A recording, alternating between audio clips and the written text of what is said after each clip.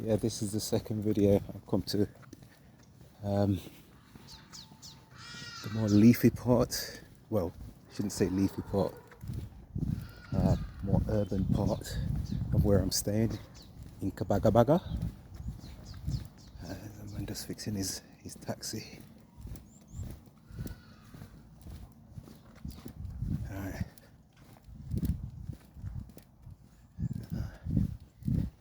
As you can see, whoa, it's well built up. Very nice.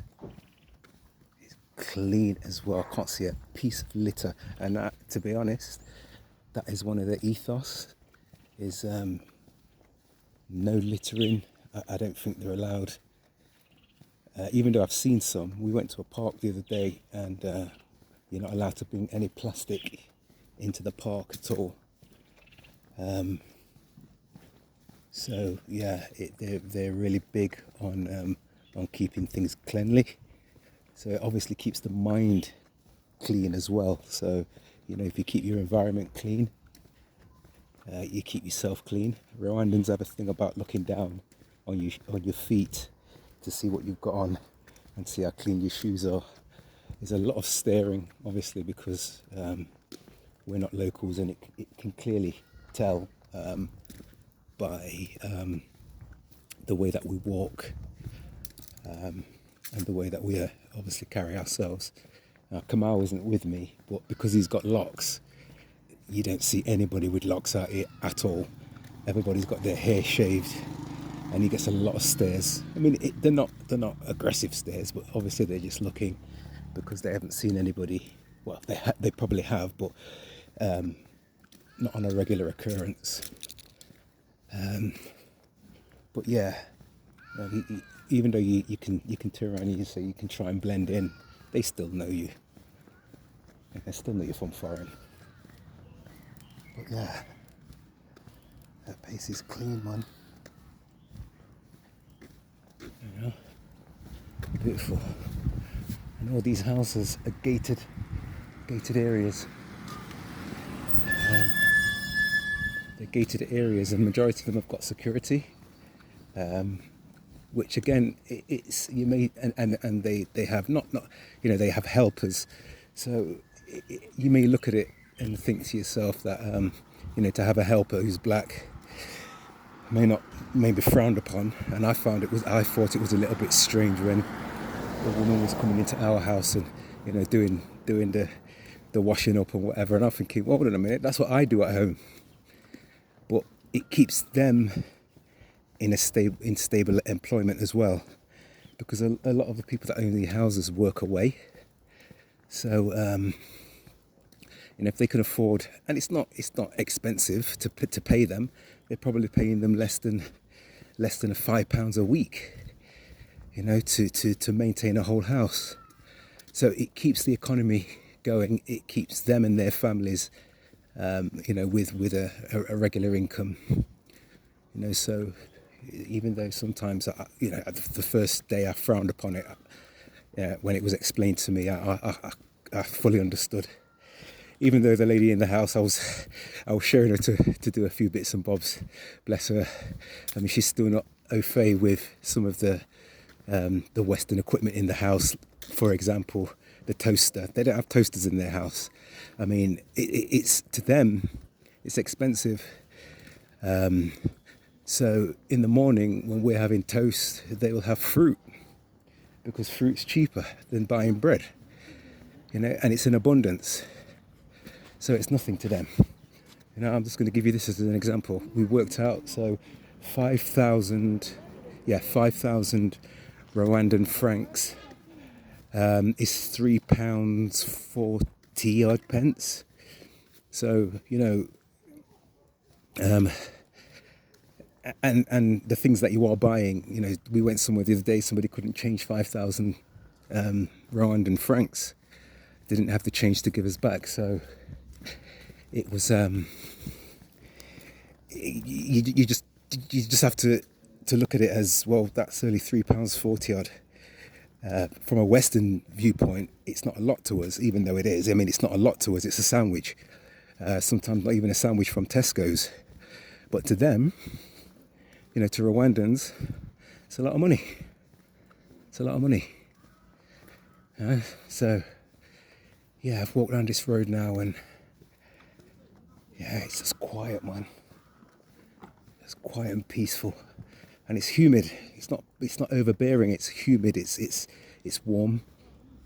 Apparently the temperature on average all year round, even in the rainy season, is anything between 20 to 30, and that's all year round.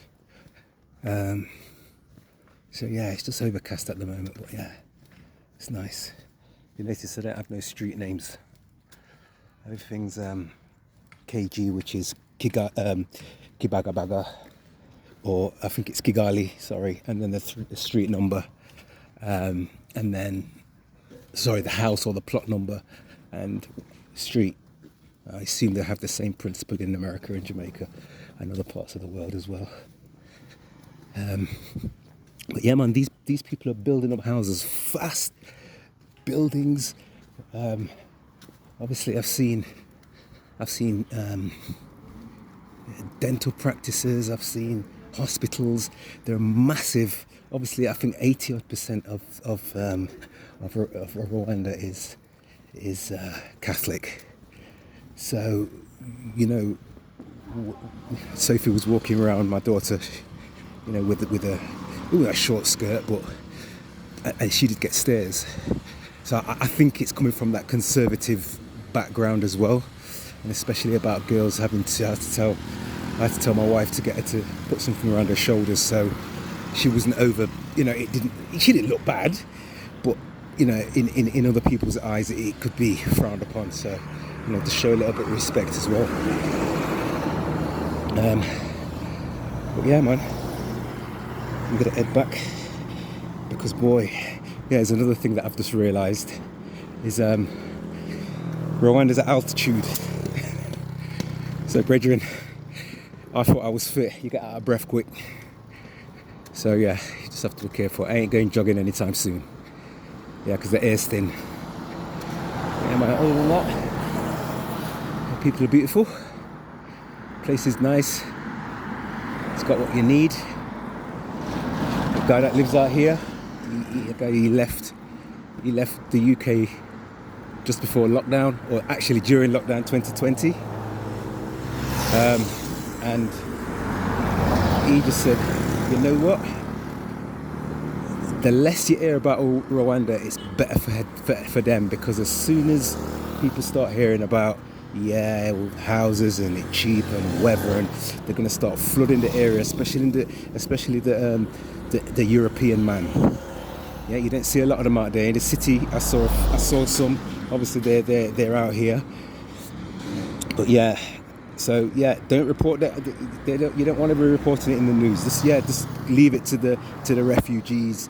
Yeah, the refugees don't want to come here, and it's terrible that they're sending them here. Listen, if I had a choice, I can come into the UK at the beginning of November, all the way through to October, or come into Rwanda, and they sent me to the two places during the same time of the year, I know where I would be heading. But we just have to get used to what we've been used to since we were born. So yeah, there's other places that we can go, man. Yeah, I'm not talking about uprooting and living here, on a full-time basis, but if you just want to cleanse your mind and cleanse yourself for a few months, especially in your older ages. I know we're all doing things in our middle-age times, but as we're getting older, there's nothing about cleansing your mind and your spirit and thing, and getting some grasp on the world and how the world operates. I mean, it just makes you think, what we're being told, or our children are being told, or what we think of Africa, because we and our parents grew up in a Caribbean household, isn't it? So what we learn about Africa is what you either read for ourselves or even come out and experience it. And this is one of the parts of Africa that you don't get people say, oh, Rwanda, they're talking about Holocaust, so on and so forth. And yeah, it's apparent that it did devastate the country. But to be honest, they honour it as well. So they've got memorials all over the place that honour the Tutsi that died. You know, so that's, you know, not embracing it, but recognising it and not pushing it under the carpet. You know, it makes it just reinforces the fact that, yeah, we can move on from this and we can build from it. So, and that's more or less what I've seen. And like you said, or like I've already said, it's one of those things where, you know, let this thing not happen again, and we can do better. You know, they can already see what they can build in, you know, in less than 20 years. And yeah, they've got stuff, man. You can get Uber. Well, you got Uber, the equivalent to Uber out here. You've got, you know, they've got infrastructure. They've got stuff that is no different to being in the UK. It's no different. So, yeah, I've had my rant. I'll let you go now. Peace.